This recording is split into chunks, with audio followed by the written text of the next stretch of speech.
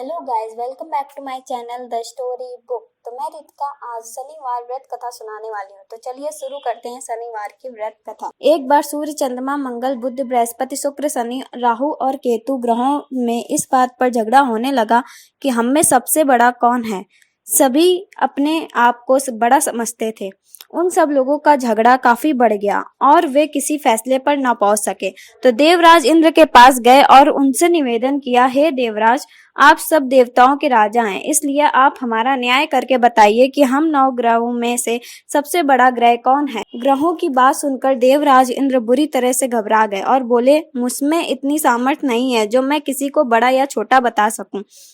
मैं इस मामले में कुछ नहीं कह सकता। हाँ, एक उपाय है, मैं आप लोगों को अवश्य बता सकता हूँ। इस समय मृत्युलोक में महाराजा विक्रमादित्य का राज है, वह अवश्य तुम लोग का दुख दूर करेंगे।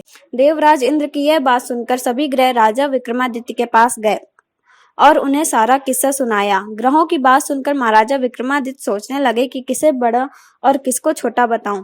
काफी देर तक विचार करने के पश्चात उन्होंने एक उपाय सोचा और सोने, चांदी, कांसा, पीतल, सीसा, रांगा, जस्ता, अभ्रक, लोहा आदि 9 धातुओं के 9 आसन बनवाए और उनको क्रमानुसार बिछवा दिया, सोने का सबसे आगे और लोहे का सबसे पीछे। इसके बाद राजा ने सभी ग्रहों से कहा, आप सब अपने अपने आसनों पर बैठ जाइए।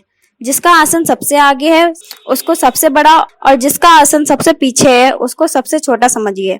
चूंकि लोहे का आसन सबसे पीछे था, इसलिए शनिदेव ने समझ लिया कि राजा ने मुझे सबसे छोटा बना दिया। इससे शनिदेव को बड़ा क्रोध आया और उन्होंने कहा, राजा, तुम मेरे पराक्रम को नहीं जानते। सूर्य एक राशि पर 1 महीने, चंद्रमा 2.25 महीने, मंगल 1.5 महीने, बृहस्पति 13 महीने, बुध और शुक्र 1-1 महीने तथा राहु और केतु दोनों उल्टे चलते हुए केवल 18 महीने एक राशि पर रहते हैं, परंतु मैं एक राशि पर 30 महीने तक रहता हूँ।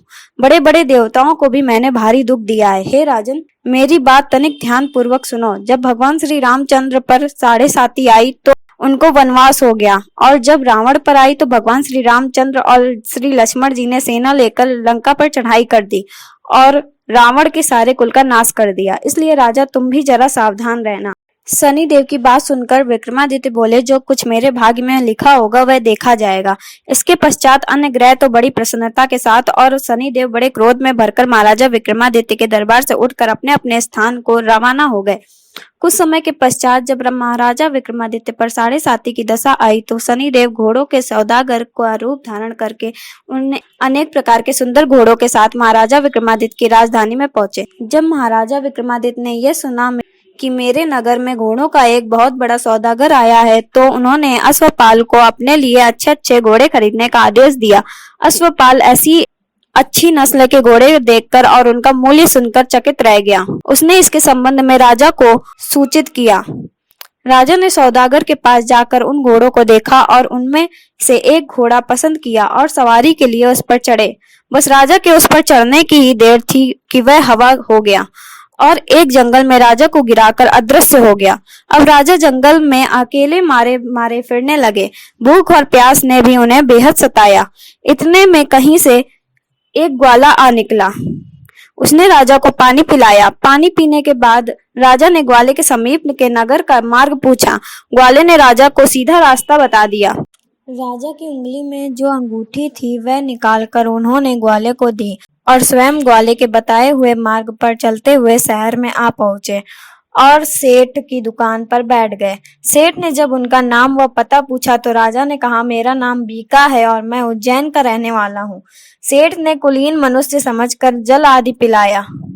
सेठ की दुकान पर उस दिन बहुत अधिक बिक्री हुई। इससे सेठ राजा को भाग्यवान पुरुष समझकर अपने घर भोजन कराने के लिए ले गया।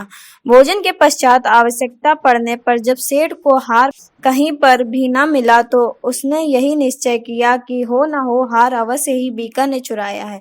लेकिन जब महाराजा विक्रमादित्य से पूछा गया तो उन्होंने कहा कि हार मैंने नहीं चुराया है। इस पर 7 आदमी महाराजा विक्रमादित्य को पकड़कर कोतवाल के पास ले गए तो कोतवाल ने उनको राजा के सामने उपस्थित कर दिया और कहा, महाराज, यूं तो यह आदमी भला सा मालूम होता है, चोर मालूम नहीं होता, लेकिन सेठ का कहना है कि चोरी इसने ही की है। क्योंकि उसके घर में सिवा इसके और कोई आदमी नहीं आया। इस पर राजा ने आज्ञा दी कि इसके हाथ पैर काट कर चौरंगिया किया जाए। राजा की आज्ञा अनुसार महाराजा विक्रमादित्य के हाथ पैर काट दिए गए। इसके पश्चात राजा की यह दशा हो गई कि जो किसी ने पानी उनके मुख में डाल दिया तो पी लिया, और यदि रोटी का टुकड़ा मुख में डाल दिया तो खा लिया। इस प्रकार कुछ समय बीतने के बाद एक तेली उनको अपने घर ले गया और अपने कोल्हू पर बिठा दिया। महाराजा विक्रमादित्य कोल्हू पर बैठे हुए दिन भर बैल हाँकते रहे।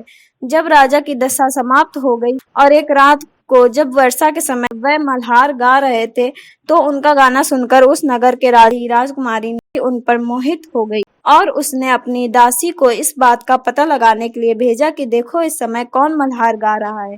दासी आवाज पर कान लगाकर इधर उधर देखती हुई खोज करने लगी।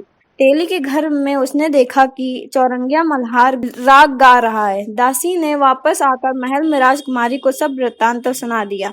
दासी की बात सुनकर राजकुमारी ने प्रण कर लिया कि मैं विवाह करूंगी तो इस चौरंगिया से के साथ ही करूंगी, और अगले दिन से ही राजकुमारी ने अनशन व्रत आरंभ कर दिया। दासी ने रानी को सब वृत्तांत सुना दिया। रानी तुरंत ही राजकुमारी के पास पहुंची और उससे दुख का कारण पूछा। माता जी, राजकुमारी ने कहा, मैंने प्रण कर लिया है कि अमुक तेली के घर में जो चौरंगिया है मैं उसी के साथ विवाह करूंगी।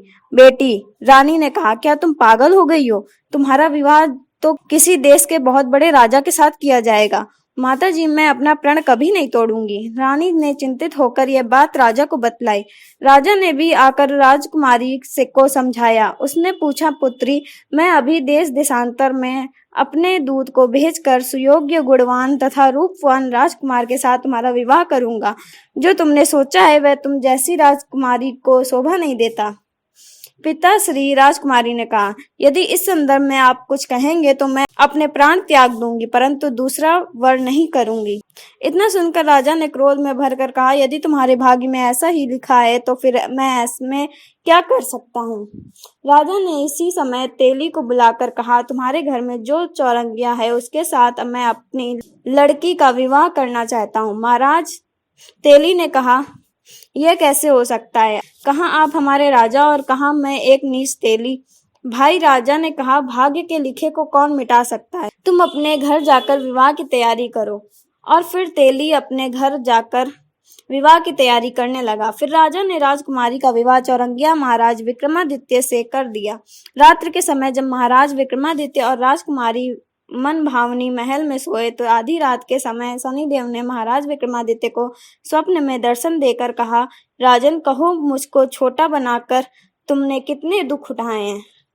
तब राजा विक्रमादित्य ने शनिदेव से अनेक प्रकार से क्षमा याचना की। इस पर शनिदेव ने प्रसन्न होकर महाराजा विक्रमादित्य को पहले जैसा बना दिया। हाथ पैर दोबारा प्राप्त होने के बाद महाराजा विक्रमादित्य ने हाथ जोड़कर श्री शनिदेव से कहा, महाराज, मेरी एक प्रार्थना है, आप स्वीकार करें। बोलो।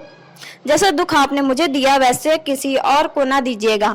राजन, शनिदेव ने कहा, हम तुम्हारी ये प्रार्थना स्वीकार करते हैं। जो मनुष्य मेरी कथा सुनेगा या कहेगा उसको मेरी ग्रह दशा में किसी प्रकार का दुख न होगा, और जो नित्य ही मेरा ध्यान करेगा और चींटियों को आटा डालेगा मनोरथ पूरे होंगे। इतना कहकर शनिदेव अंतर्धान हो गए। प्रातः काल जब राजकुमारी मन भावनी को आँख खुली और उसने महाराज विक्रमादित्य के हाथ पैर देखे तो आश्चर्यचकित रह गई। उसको चकित देख राजा ने अपना सब वृत्तांत कहा और यह भी बताया कि मैं राजा विक्रमादित्य हूँ।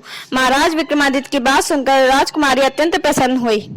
प्रातः काल जब राजकुमारी की सखियों ने उसका हाल पूछा, उसने उनको सब वृत्तांत कह सुनाया। तब तो नगर में प्रसन्नता की लहर दौड़ गई। जब सेठ ने यह खबर सुनी तो दौड़ा हुआ आया और राजा विक्रमादित्य के चरणों में गिर पड़ा और क्षमा याचना मांगने लगा कि मैंने आप पर चोरी का झूठा आरोप लगाया था। आप अब जो दंड मुझे देना चाहें दे दे। राजा विक्रमादित्य ने कहा, सेठ जी, मुझ पर शनिदेव का प्रकोप था, उसके कारण सब दुख उठाने पड़े, उसमें आपका कोई कसूर नहीं है। अब देख लो मैं कैसा था और अब कैसा हो गया हूँ। अब आप सब प्रसन्नता पूर्वक अपना कारोबार देखें। सेठ ने कहा, अन्नदाता वह तो मैं करूंगा ही, किंतु मुझे तभी शांति मिलेगी जब आप मेरे घर पर चलकर पूर्वक भोजन करेंगे। जैसी आपकी इच्छा। राजा ने कहा, वैसे मैं इसकी आवश्यकता नहीं समझता। सेठ महाराजा विक्रमादित्य को अपने घर ले गया और बहुत ही बढ़िया तथा स्वादिष्ट भोजन उनके सामने रखा। जब राजा विक्रमादित्य भोजन कर रहे थे तब एक आश्चर्य की बात उन्होंने सबको दिखाई। जो खूंटी के पास टाक पर अंगूठी गायब थी अब नजर आ रही है। महाराज विक्रमादित्य ने कहा, जब मुझ पर शनिदेव का प्रकोप था तो ताक से अंगूठी गायब थी, और अब जब शनिदेव का कोप समाप्त हो गया है तो ताक ने अंगूठी उगल दी है। तब सेठ ने हाथ जोड़कर बहुत सी मोहरें महाराजा विक्रमादित्य को भेंट की और कहा, मेरे यहाँ एक कन्या है, उसका परिग्रहण आप स्वीकार करें। इसके बाद सेठ ने अपनी कन्या का विवाह राजा के साथ कर दिया और बहुत सा दान दहेज भी साथ में दिया। इस प्रकार कुछ दिनों तक उस शहर में रहने के पश्चात उस नगर के राजा से आज्ञा लेकर महाराज वीर विक्रमादित्य राजकुमारी मनभावनी सेठ की कन्या श्री कंवरी तथा दोनों जगह से प्राप्त दहेज और उनके दास दासियों, घोड़ा व रथों तथा पालकियों सहित अपनी राजधानी को रवाना हो गए। जब वे उज्जैन के निकट पहुंचे तो समस्त नगरवासी उनके आगमन पर बाजो गाजो तथा पुष्प मालाओं के साथ नगर के बाहर उनके स्वागत के लिए आ पहुंचे। नगर में बड़ा भारी महोत्सव मनाया गया और अगले दिन महाराज विक्रमादित्य ने यह घोषणा करवाई, शनिदेव सब ग्रहों में सर्वोपरि हैं। मैंने उनको छोटा बतलाया था, उससे मुझे बहुत दुख प्राप्त हुआ, इसलिए आज के बाद सब लोग उनकी पूजा किया करें। जो कोई शनिदेव की कथा को पढ़ता है या सुनता है उसके सब दुख श्री शनिदेव की कृपा से दूर हो जाते हैं। जय शनिदेव महाराज की जय। धन्यवाद।